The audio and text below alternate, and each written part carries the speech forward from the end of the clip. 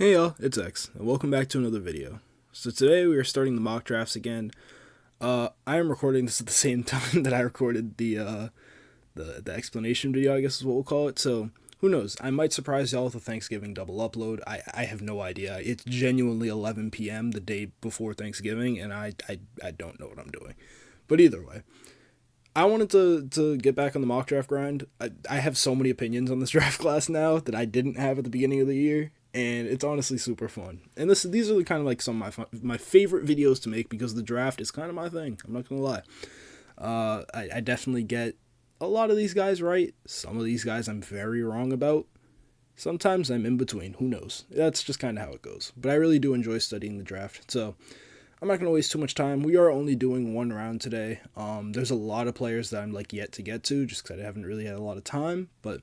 And I just don't really have a lot of access to tape. A lot of it is just rewatching some of the games that I can see. Some of it is just clips I see online and just kind of form my opinions from that, just however I can. But we're going to start off today with the Jacksonville Jaguars at number 1 with the current draft order, so do not complain to me if your favorite team is not picking high enough, because this is literally just what the predicted order is now. If you think the Browns are not going to be a top 10 pick, I don't care. That's just what it is today.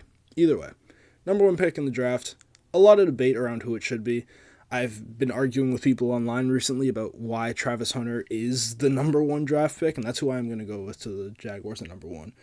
For whatever reason, people are just like, oh, he's not corner 1 or receiver 1, so he shouldn't be the number 1 player. I'm like, well, number 1, you could definitely make an argument for him being receiver 1, and you could definitely make an argument for him being corner 1 in the draft. Maybe not talent-wise, but just because of Will Johnson's injuries, you could say he is corner 1.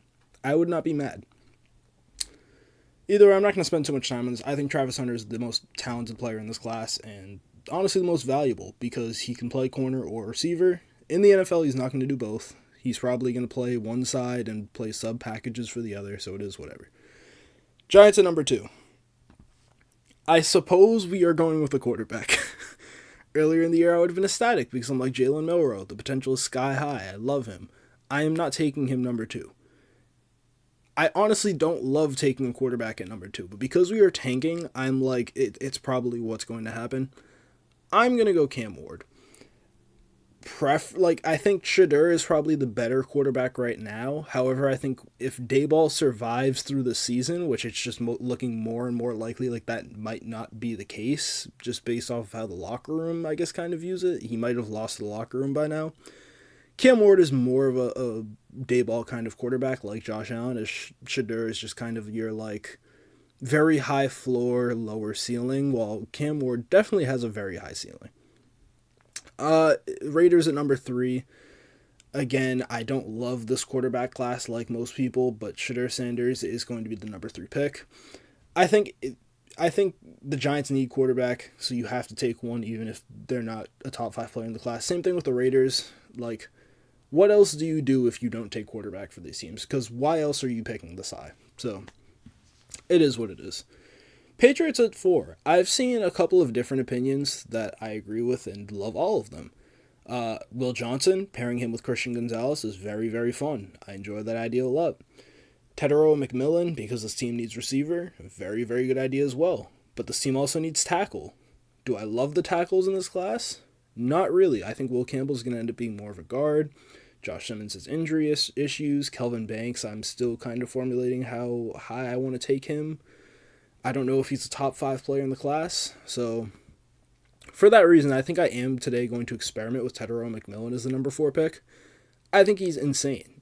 He's huge. He runs very good routes for his size, I should say. Not in general, but really just a contested catch guy with decent speed as well. Panthers at number 5. You asked me at the beginning of the year, first couple of weeks, we're taking quarterback all day. I don't care if it's QB3. But Bryce Young has definitely played better as of late, so I think we can now kind of wait for that. I think going with an edge rusher is smart. I am personally a James Pierce edge 1 guy. A lot of people are Abdul Carter. I support this entirely. At the beginning of the year, I think I said I did not like Abdul Carter, and he has proved me wrong. So, you can go either one of them here. I am going to go with Abdul Carter, just because I think he is kind of the consensus edge 1 right now. There's definitely arguments to be made for James Pierce.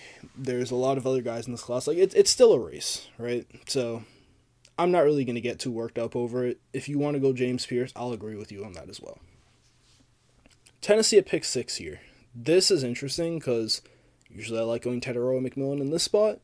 But I think Tennessee, they're not going to take a quarterback either. I think Will Levis has played well enough. This could be a tackle team, whether that's Kelvin Banks, Will Campbell, even Josh Simmons if you want to look past the injury stuff. His tape was amazing. Cam Williams definitely started off pretty well, but has not been great in recent weeks and doesn't have a lot of experience. But I do think that Luther Burden is interesting. I don't know. I might be higher on Luther Burden than most people. I don't know. There's a couple of different places you can go here. Will Johnson. This is interesting. I think I am going to go Kelvin Banks here. Yeah, I think I think Latham is playing well enough at left tackle, but you can also slide him back to right and be completely fine with that because that's where he played at Alabama. And I think just getting more help for Will Levis is the next best thing you can do. Jets at number 7 here. I personally am a fan of a couple of options. I like Malachi Starks because he's just that talented. Will Johnson's a very good pick here because DJ Reed, I don't know if his contract is up this year. I think it is. But you could always just use a younger corner too next to Sauce Gardner. I think that pairing is sick. I think you could also look to go... where is he? Defensive line? Yeah, Mason Graham. That's the other one that I like. Just pairing somebody up next to Quinnen Williams, building through the trenches as they kind of like to do. I think I am, just for the sake of this video, I think I am going to go Mason Graham. Very good interior out of Michigan. I think he's been consensus number 1 the entire year since preseason. He's just a very, very talented player. I've seen a lot of good tape from him. A lot of you guys are going to know that my guy in this class, Walter Nolan, I've been telling people about him since he was at A&M, and now he's showing like real flashes of dominance at Ole Miss, and he's finally back in first round conversations, which I don't think he should have ever left in the first place, just saying. Either way, pick number 8 here for the Browns. I think Ashton Jeanty is a legitimate thought here. With him on the board, you want to maybe... they don't really have a reason to block Dallas from getting him, but, I don't know, spite, why not? You could get another edge rusher. I'm actually kind of in support of them taking edge just to get somebody next to Myles Garrett. Could that be James Pierce Jr.? Maybe. I would even take somebody like a Nick Scorton here, an LT Overton. I feel like those could be good fits next to Myles Garrett as well. They could also go tackle. I don't love this tackle class enough to do it, to be honest, so I'm not going to fight it. And I think I'm just going to go Ashton Jeanty. Nick Chubb, sadly, does kind of look like a shell of his former self, so I can't really be too excited about the future with him. He is older anyways, and Ashton Jeanty is an absolute stud. Pick number 9 for the Saints here. I do like going D-line for them. I think I am going to try and maybe go edge. Do I want to go James Pierce here? I feel like I have better fits for this. So, what is the option? I think Will Johnson might be the best pick. You lose Marshawn Lattimore, go get your new CB1 with Will Johnson. I think Paulson Adebo is also a free agent. I don't know how much money they're going to have to re-sign him. But worst case, you end up with Will Johnson and Kool-Aid McKinstry as your boundary corners. I kind of like that. I'm not going to lie to you. Pick number 10, the Cincinnati Bengals here could definitely use edge. Trey Hendrickson is somebody who could be cut or traded. And honestly, with the way LT Overton is played, I do kind of support going with him. Again, James Pierce is my guy, and I would take him top 10. I think, you know what, just because he is my guy, I am going to take him top 10. James Pierce Jr. to the Bengals here. Cowboys are probably very pissed off because they definitely wanted Ashton Jeanty in the first round. I think Will Campbell's a legitimate thought, but I think just getting more weapons because this team just really doesn't have anything. If I were doing trades, I would literally trade back to get a running back. I'm not going to lie. There are first-round running backs in this class, like Amarian Hampton. I think Ollie Gordon is going under the radar now because of how bad Oklahoma State is, but I do think he's starting to hopefully work his way back up into day 2 conversations. And hopefully day 1 like he was in the preseason. But I think I am going to go with the receiver here. I think the perfect wide receiver 2 in this class is Emeka Egbuka out of Ohio State. Might be a little bit high for some people. I'm a very big Emeka Egbuka fan, especially next to somebody like CeeDee Lamb. I just think that pairing would be amazing together. So it could be a little bit high for some people. Luther Burden, I think, is a slot-only guy. And I think because CeeDee Lamb does play in the slot, I don't know if I would love that pairing. Like, CeeDee can definitely play on the outside, but he flexes in and out. So I think somebody like Emeka who can do both, play in the slot and on the outside comfortably, is a little bit of a better fit. Will Campbell is a no-brainer to the Bears here at 12. If he doesn't work at tackle, you kick him to guard, and he's probably going to be an all-pro guard. I don't really have to explain this too much. I think this is a great pick. Colts at 13. I really need to go corner for them. Benjamin Morrison, he's out for the year, but I feel like this corner class is so thin that I kind of have to go with him. I love Azariah Thomas, by the way. I love Azariah Thomas. I love Jacob Parrish, Tacario Davis. Any other guys down here? I like Damani Jackson. Davison Igbinosun. That's somebody who I would consider. Overall, I think that they could just use DB. But you know what? I think I kind of want to make a fun pick. Do I want to go tight end? No. Malachi Starks is still on the board. We're going to go Malachi Starks. That's the answer. Really, really talented player. Top 10 player in this class. And I just think Georgia. Indianapolis. Jesus. The Colts. They could use DB. I think Malachi could play in the slot. I think he could play, like, free safety, honestly. I think he'd really just be a rangy defender. Could play anywhere on the field. Dolphins here at 14.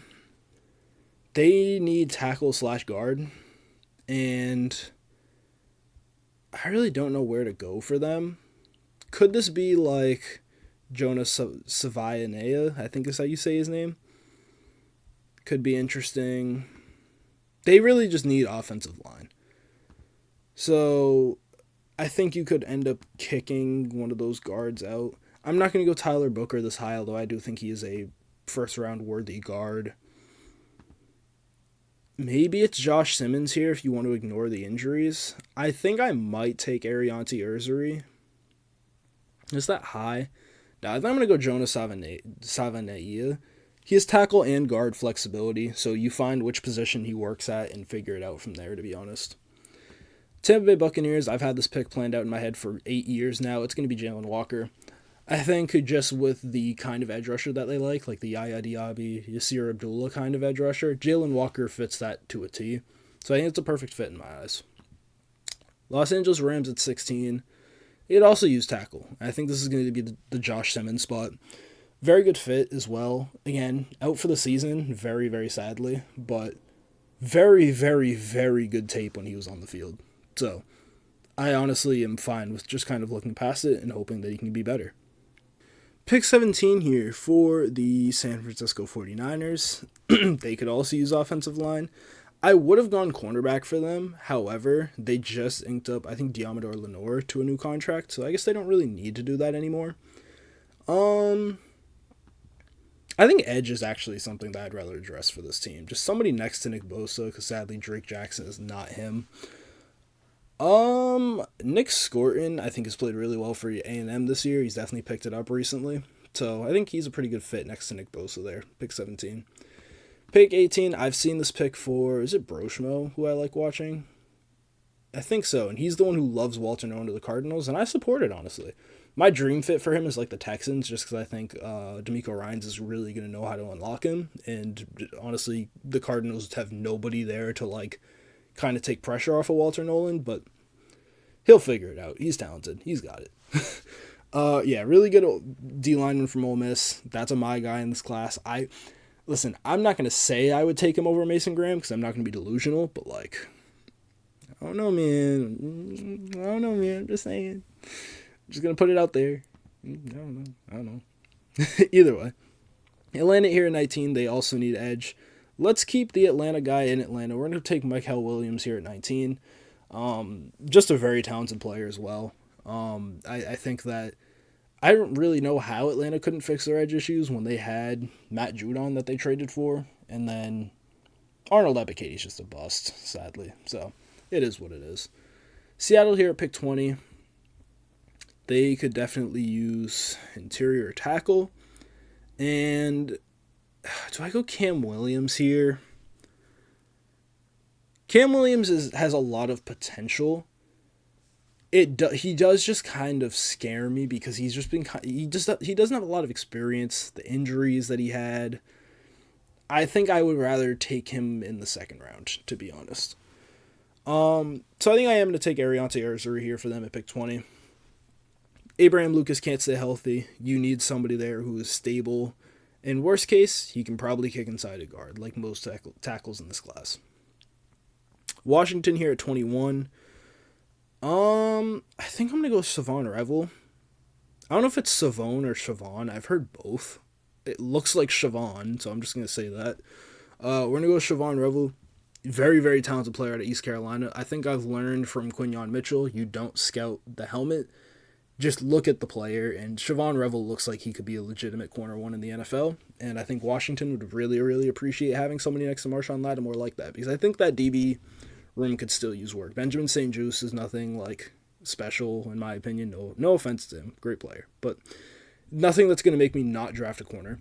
Mike Sainristil is a slot. And Mike Sainristil has also played very well on the boundary, too. And Emmanuel Forbes is a bust. So Javon Revel could provide more consistency for just a cornerback room that needs more competition.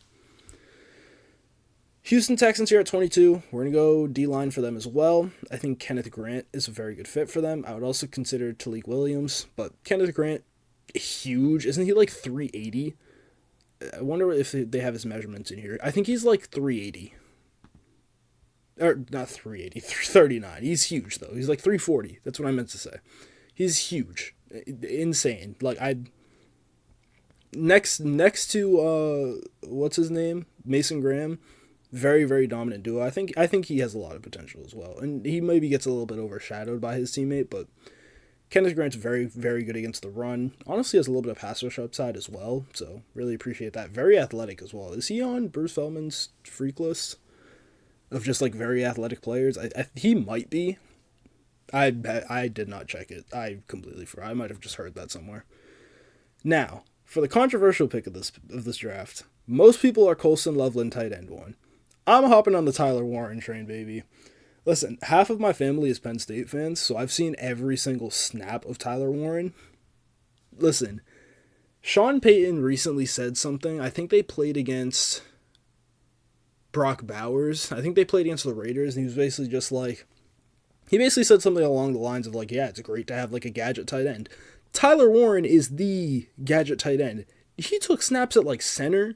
He's playing running back snaps. He's playing quarterback snaps. This is your Taysom Hill, Sean Payton.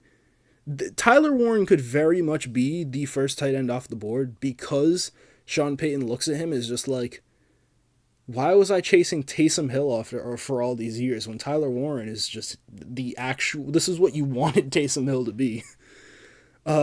Ravens at 24. They need tackle. I don't know if I want to go Cam Williams. Wyatt Milam I feel a little bit more comfortable about. I think I would honestly rather just go DB. I think I'm going to give him Benjamin Morrison. Second best corner in this class, if you don't think Travis Hunter is corner 2 somehow. But second best pure cornerback in this class. But just he's out for the year, and it sounds like it might be severe. Apparently it's not looking great. So we might have to just monitor that as the season goes on, but really, really good pickup for Baltimore if he can end up being healthy and coming back and being the same player next year. I do think he might return for another year, though. He does have more eligibility. Chargers at pick 25 here. This could be a Colson Loveland team for sure. I was mocking that for a while because just Harbaugh might want his guy back. And getting Justin Herbert more weapons doesn't hurt. I do think you could look D-line for them. Talik Williams is an option. Deion Walker, he might return and transfer. But you know what? I think I want to give some. No. I have a better idea. I have a better idea for him later. So you know what? I think I am gonna go with Colson Loveland. just to make sure he goes in the first round, honestly. I mean, the Chiefs would pick him up if I didn't, but I think just giving Harbaugh back his guy and giving Justin Herbert just another weapon because he's been playing really, really well with very minimal talent. Quentin Johnston needs to go. He had 5 targets, 3 drops, and 0 catches. It was insane what he did the other day. Actual malpractice as a receiver. Pick 26 for the Steelers. Do I make some people mad and give them Drew Allar? I know Alex from Hail Mary Sports, he really, really loves Drew Allar to the Steelers as a Steelers fan, and I think Drew Allar is his QB3. I'm not there yet on Drew Allar. He's QB4 for me. Milroe is currently QB3 just because of potential. That's really it. But I think I'm going to make the more fun pick. I think I'm going to give them Isaiah Bond. I think Isaiah Bond is a first-round wide receiver. Somebody who could really stretch the field next to George Pickens. I feel like could really help that offense a lot. Calvin Austin is fine, but he's also Calvin Austin, and I don't really have any attachment to him if I'm a Steelers fan. I'm sorry. I think he's a gadget player more than anything. Maybe I just haven't watched enough Steelers tape this year, but he's fine. Green Bay here at 27. I feel like D-line could be good for them. I feel like corner could be good for them. And I mean, there are some corners on the board that I like Jedi Barron is still here. Trey Amos has had a good year. Azariah Thomas, I'd love to get into the first round. I just don't know if it's going to happen. Same thing with Davison Igbinosun. And for this team, they're really more like a zone team anyways, so maybe Jedi Barron's not the worst. Jedi Barron is somebody that I want to give a little bit of shine to for sure as well. I want to get Luther Burden in the first round, but it's just not going to be this team.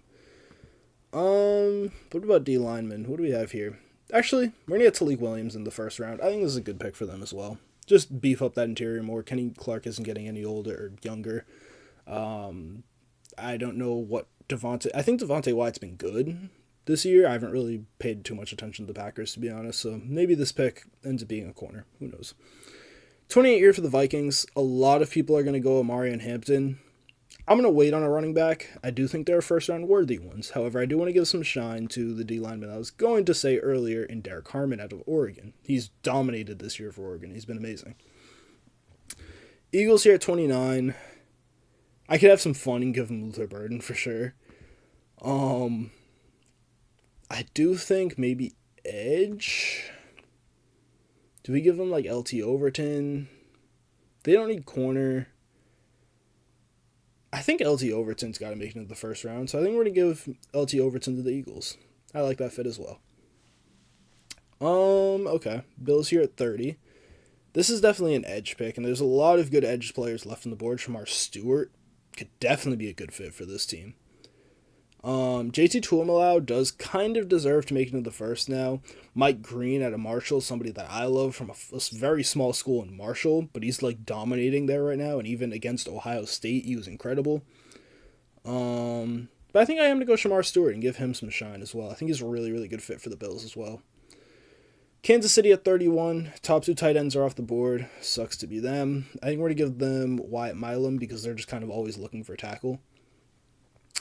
And then the Lions here at 32 could also use edge. Do I want to give them JT?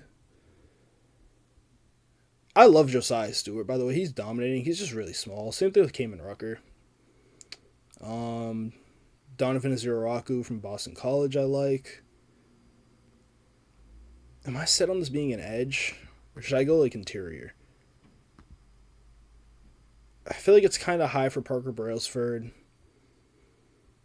My number 1 center in the class is Jake Slaughter. I feel like you can get him later, though. This is kind of interesting. I feel like we're going to go interior. But I think the edge, but I feel like Tyler Booker is better. We're going to go Tyler Booker at pick 32. I think he's just incredible. So that's going to be the first mock draft of, I guess, is this of the actual season? I don't know if I've actually made a mock draft since the season started, so probably not. Let me know what you guys think in the comments down below for sure. I'm 100% down to debate any of these picks. And again, we're going to do more iterations of this as the season goes on.